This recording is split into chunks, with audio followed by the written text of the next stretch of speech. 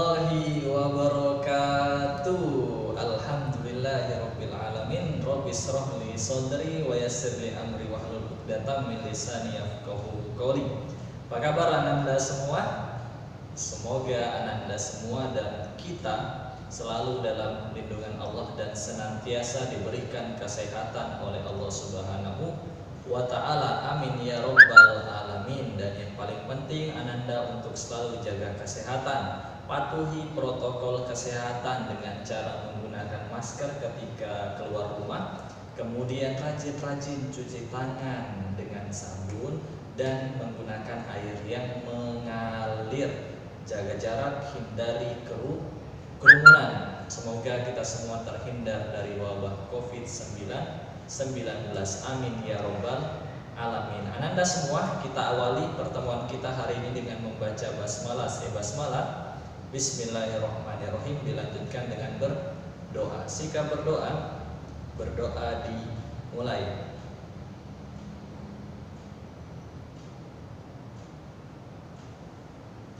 Selesai. Ananda sekalian, hari ini kita masuk ke bab yang keempat, yaitu tentang peristiwa proklamasi kemerdekaan dan upaya membangun Indonesia yang sejahtera. Ada beberapa poin yang akan kita bahas hari ini, dan tujuan pembelajaran kita ini adalah ananda mampu untuk menjelaskan tentang peristiwa-peristiwa proklamasi kemerdekaan, kemudian upaya membangun Indonesia yang sejahtera. Kita ke poin yang pertama ya di pertemuan hari ini, yaitu peristiwa-peristiwa proklamasi. Setelah perang Pasifik terjadi antara Jepang dan Sekutu, posisi Jepang terancam.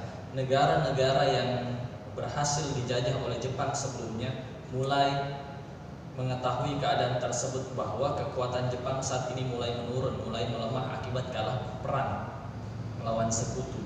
Dan momen ini dimanfaatkan, termasuk Indonesia nanti yang memanfaatkan keadaan tersebut. Akhirnya apa? Melalui perwakilannya di Indonesia, ya, Jepang membentuk suatu badan yang dikenal dengan nama Badan BPUPKI atau Badan Penyelidik Usaha-Usaha Persiapan Kemerdekaan Indonesia, atau kalau dalam bahasa Jepang dikenal dengan sebutan Dokuritsu Junbi Chosakai, itu bahasa Jepangnya ya. Badan ini bertujuan untuk menyelidiki dan mempersiapkan apa-apa saja yang dibutuhkan oleh negara yang merdeka. Sebenarnya ada maksud terselubung apa? Supaya Jepang mendapat simpati dari rakyat Indonesia untuk mendukung Jepang melawan Sekutu. Nah ini dibalik itu ya, supaya menarik simpati rakyat Indonesia, karena Jepang sedang membutuhkan kekuatan tempur yang luar biasa ini untuk melawan Sekutu karena kalah tadi. Akhirnya pada tanggal 1 Maret 1945 dibentuklah BPUPKI tadi. Tujuannya sudah Bapak sampaikan. Nah, BPUPKI ini mengadakan sidang sebanyak 2 kali.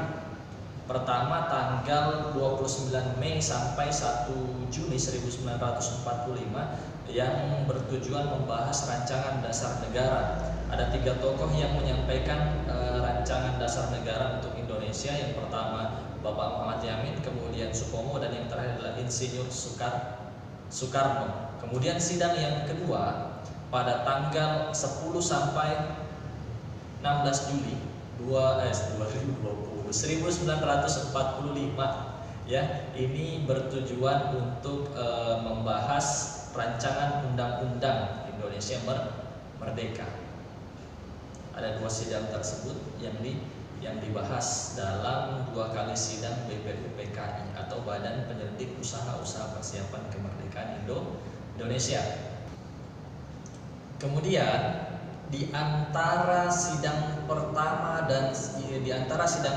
dan kedua itu dibentuk lagi panitia kecil atau panitia 9 pada tanggal 22 Juni 1945.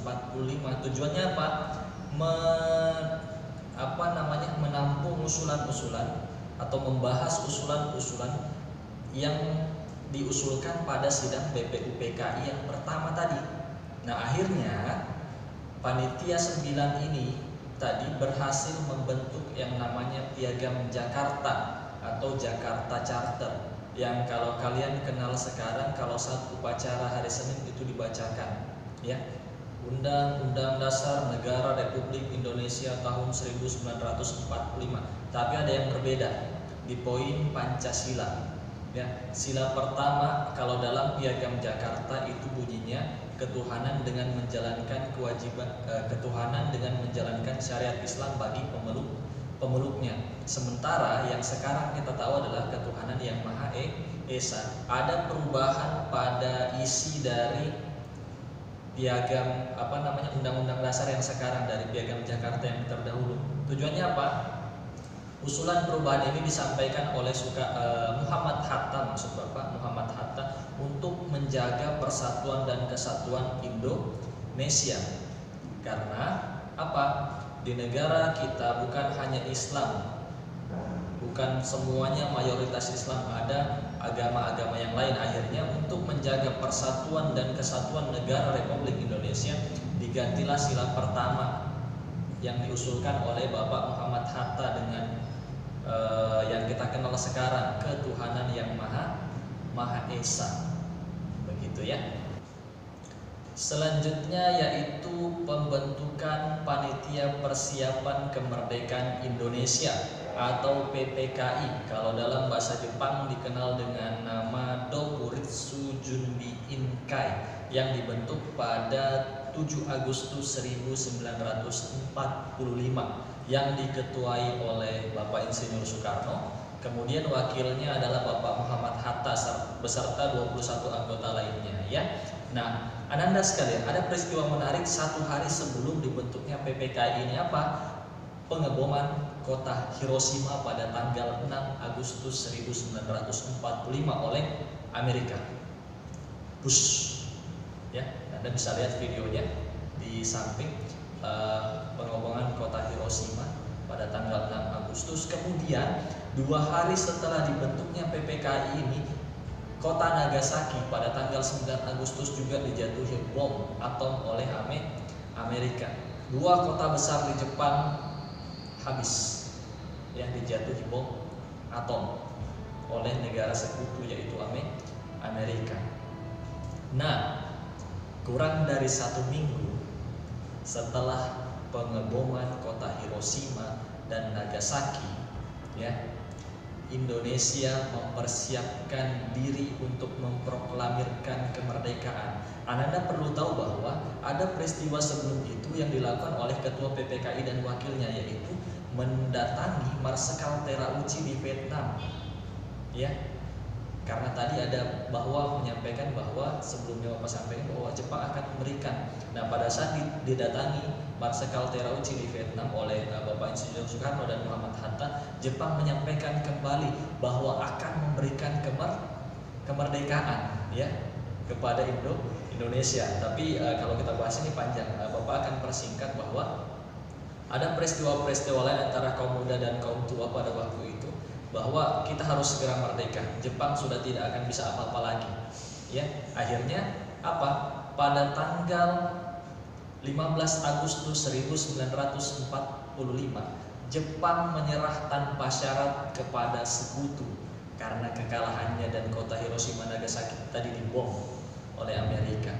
Menyerah tanpa syarat oleh sekutu. Nah, pada 2 hari setelah itu, tepatnya tanggal 17 Agustus, ya, Indonesia memproklamirkan kemerdekaan. Kita merdeka dengan usaha kita. Ingat, ini bukan pemberian dari Jepang, ya, tapi inilah usaha dari pahlawan kita, perjuangan dari pahlawan kita. Tidak sama sekali pemberian. Kita merdeka karena usaha kita. Tanggal 17 sekitar jam 10-an, ya, kurang lebih jam 10 atau jam 10.30, masyarakat berkumpul yang sebelumnya direncanakan di lapangan Ikada, kemudian dibacakan di rumah Insinyur Soekarno di Jalan Kemerdekaan Indonesia, Jakarta. Proklamasi dibacakan hal-hal yang mengenai pemindahan kekuasaan Muhammad Hatta dan lain-lain pada saat itu diselenggarakan bacakanlah naskah dengan proklamasi cara seperti video yang saksama bisa Anda lihat di dan samping. dalam tempo Ananda yang sekalian, sesingkat-singkatnya. setelah Jakarta, proklamasi dibacakan, 17 Agustus kemudian dilanjutkan pengibaran 1945 bendera merah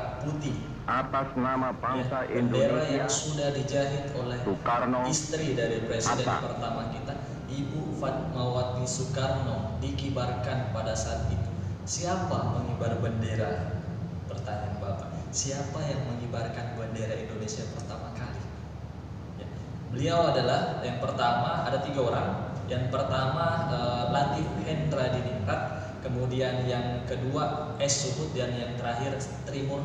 Di 3 orang inilah yang kemudian mengibarkan bendera merah putih diiringi dengan lagu Indonesia Raya.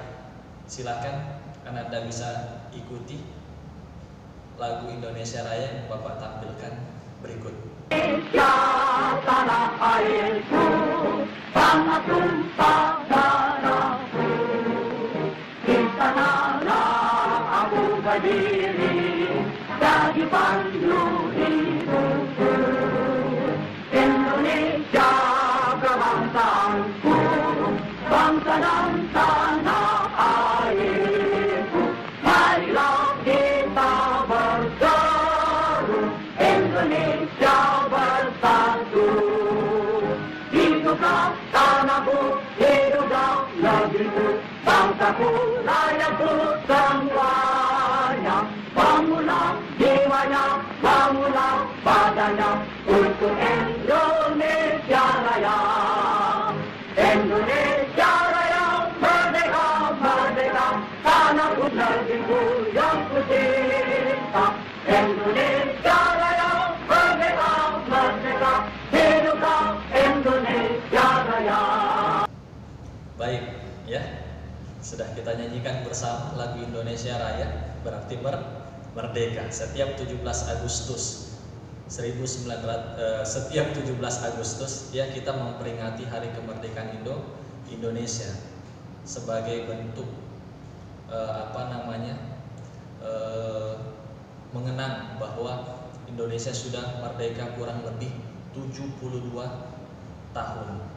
Ya, alhamdulillah. Kesimpulannya adalah bahwa peristiwa-peristiwa yang terjadi sebelum proklamasi sampai akhirnya dibacakan proklamasi dan berdirinya Indonesia bukan hadiah dari siapapun, termasuk dari Jepang. Ini bukan hadiah dari Jepang, tapi ini adalah perjuangan dari pahlawan-pahlawan kita yang berusaha untuk kemerdekaan Indonesia, dan terutama tidak lain dan tidak bukan adalah ini hadiah dan karunia dari Allah Subhanahu wa Ta'ala.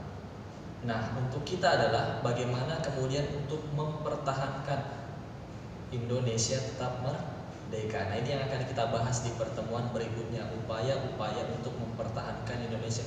Karena setelah kita merdeka ini banyak lagi peristiwa-peristiwa, banyak lagi perang-perang yang terjadi di dalam negara kita.